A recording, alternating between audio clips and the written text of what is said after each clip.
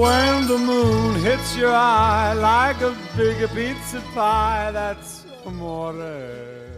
Hi there, Year 11. This is the last recipe for you to make for our Independent Living Skills Award. And we didn't get to do this at school at all, so this will be new to you. But unfortunately, because we closed for COVID-19, it meant that we weren't able to do this. So I'm hoping, this is quite a simple way to make a pizza. I'm hoping that you'll be able to do this at home with the help of your parents, okay?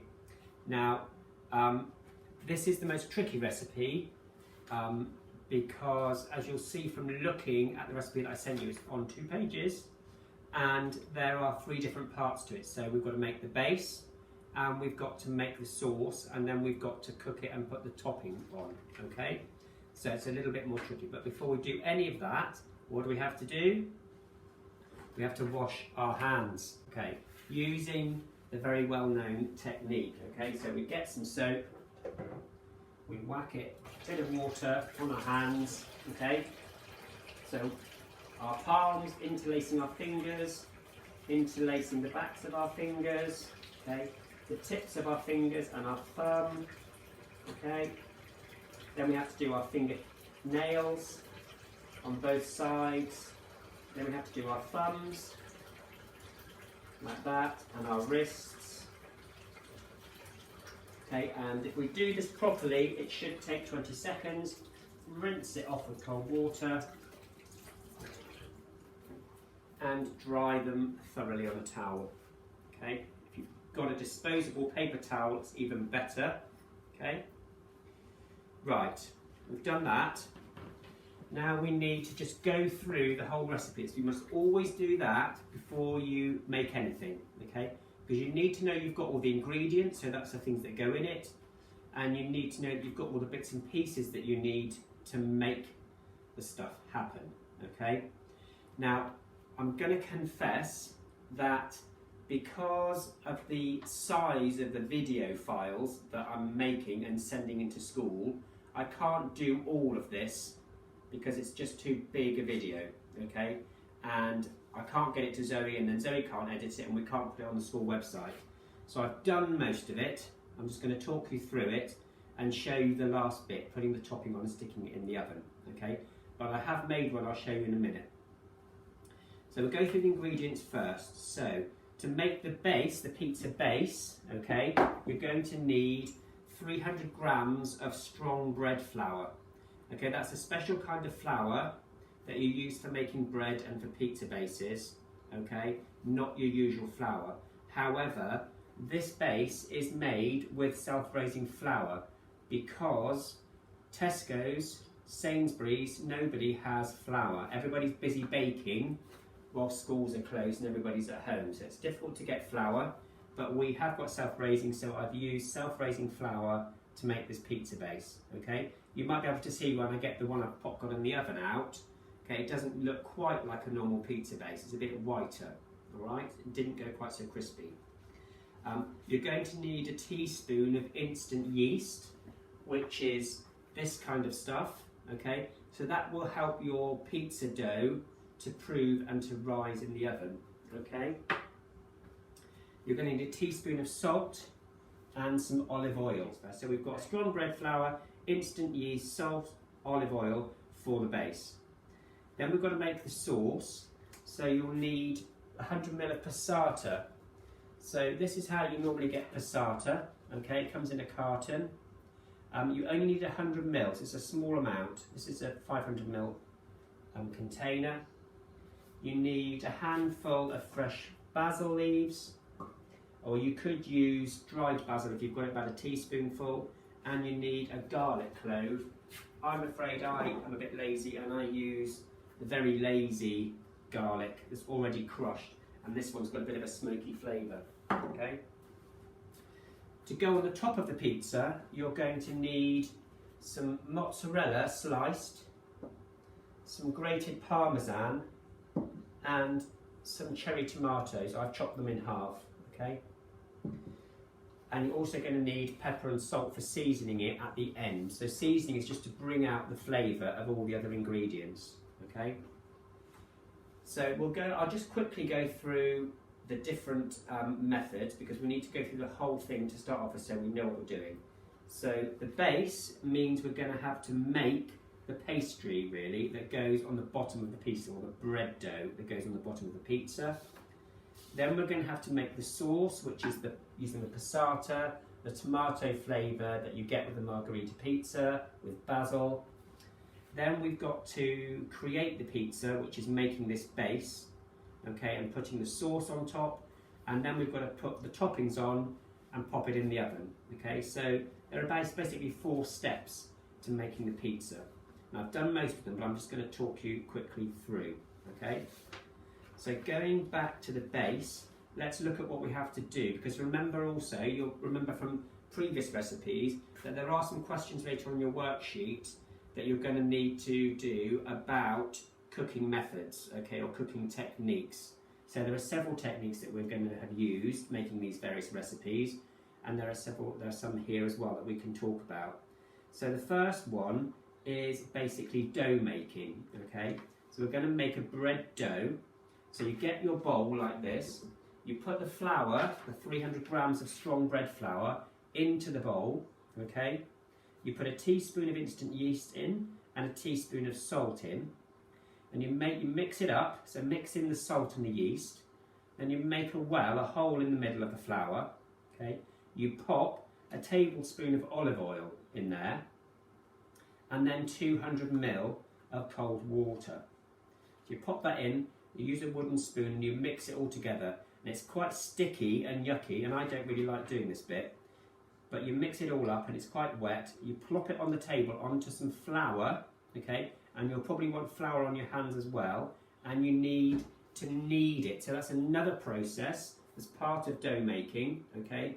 It's called kneading, and that's where you use the heel of your hand, okay, to press down on the dough and to get air into it and to help the elasticity of the dough to make it stretchy, okay, so that it will turn into a nice pizza base.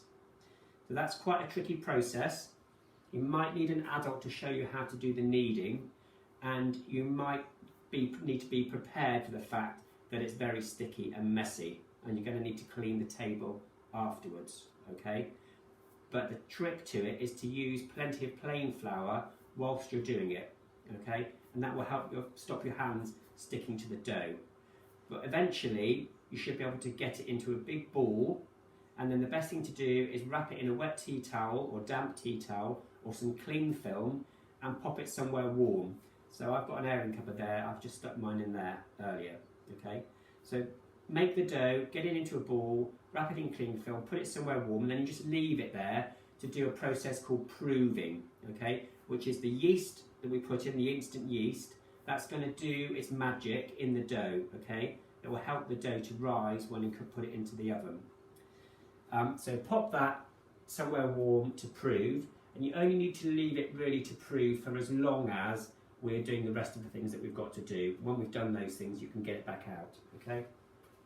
So whilst that's proving, the next step, okay, is to make the sauce, okay? This is really, really, really easy.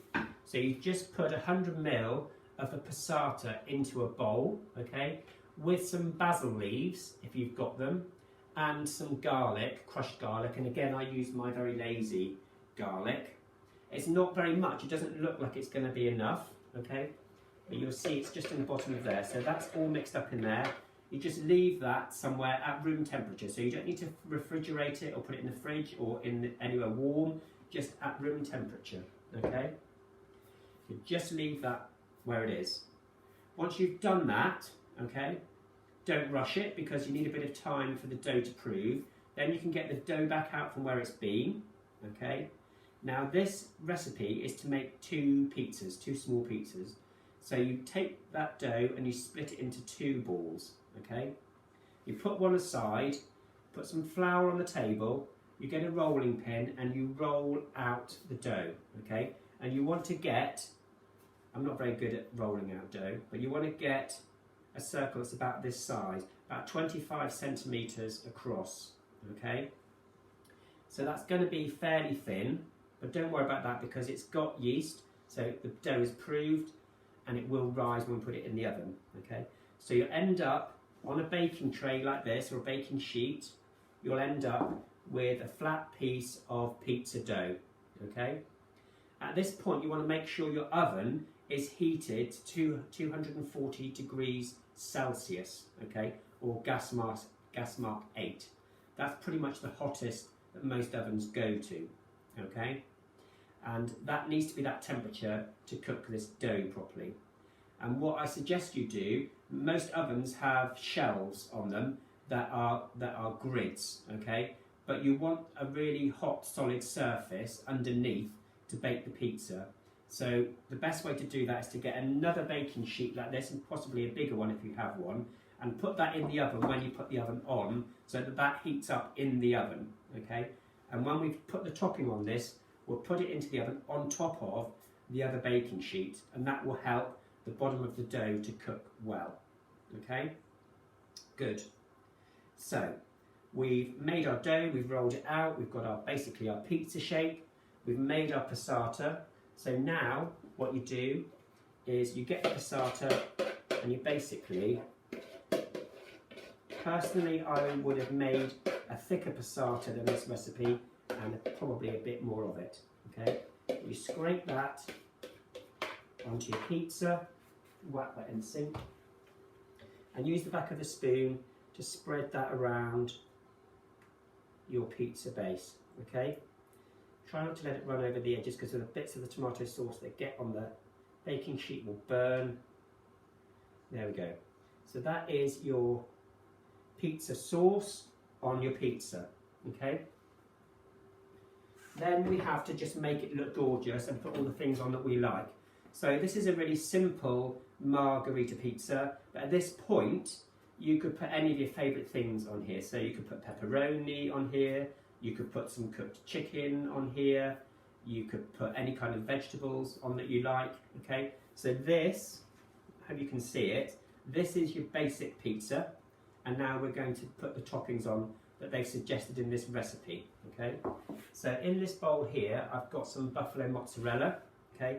You'll notice that mozzarella comes in a plastic bag because it's in its whey, okay? So it's wet, it's a soft cheese. So I'll take these slices of mozzarella out and pop those onto my pizza. I think I used too many on the last one.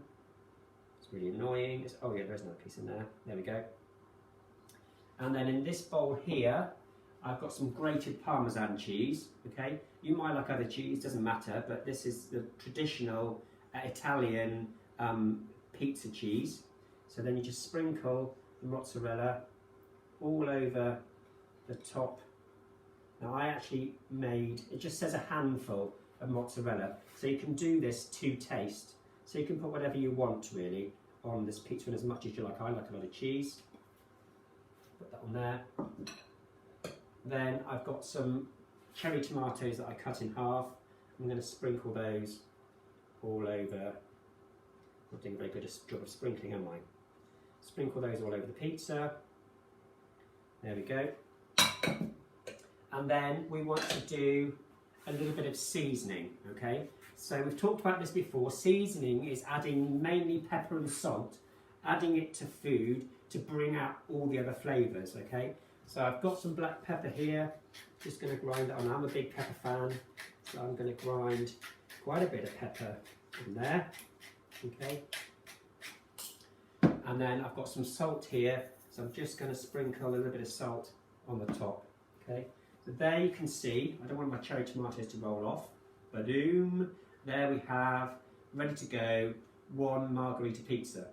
So your oven should have been heated to 240 degrees C. Usually your oven will have a light on it which will go off when it's reached the right temperature, so make sure the oven is at the right temperature, because it does need to be hot to cook this dough, okay? So my oven, this is the light that's normally on, and it's not on, so that's good. It means it's at 240 degrees. So I can very carefully, okay, now I have got a sheet here to save my fingers. open this up. I have put a baking sheet in there, so when I open the door, there's already another one of these in there. I'm going to put it on top of that, so we've got a solid, hot base to cook the bottom of this pizza. Okay, it's not gone. There we go. That's gone in. Okay, that's pretty much it. Now that goes in there, and you need to leave it in there. It says in the recipe, it says 8 to 10 minutes to cook that pizza, which is not very long. I found it actually took much more than even 12 minutes to get my pizza ready. That might have been to do with the fact that we use self-raising flour and not bread flour. I don't know. But I'll show you. Here's the one that I cooked just now. Where's it gone? Here we go. So one cooked pizza, okay? Now you can put some more basil leaves on that to serve it, okay? I'm actually taking it next door to my nephew and niece, and they can have that for their supper, okay? So that is how to make your margherita pizza, okay?